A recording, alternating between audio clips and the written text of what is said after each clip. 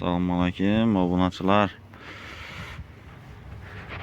Massakir Usta kanalımızı Tazza kanalımıza taşımam endi. Evveli kanal taşı dedim. Bu kanal Tazza açtım. Hem kanalga abone olup koyunlar.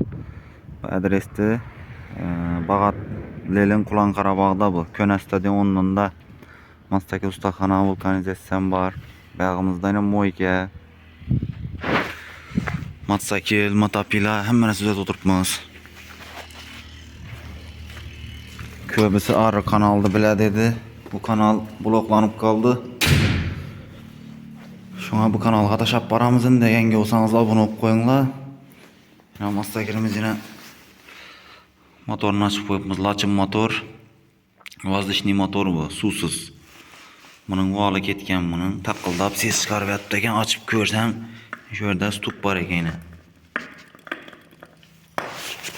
Valını koyup polni salınıklarından tazalap taklimiz bir de motopilala bize tutmuz yine. Berden yine bunun ham gizli porşun koyuş gerek. Hem buna hava soğurtturttu salınık koyamız. İşlep tutmuz. Kelevrasla vulkanizasyon işlep tuttu. Motopila. Bu motorlar neresi olsa kelevrasla maşinden başkasını. Göreveremiz koldan keyince taklap bir hareket etemiz. Ekrandan ömürler kaldıramız. Telefonlaşıp geleverasizlar. Hem kanalga abone olup koyunlar. Yangi kanalga çödüm.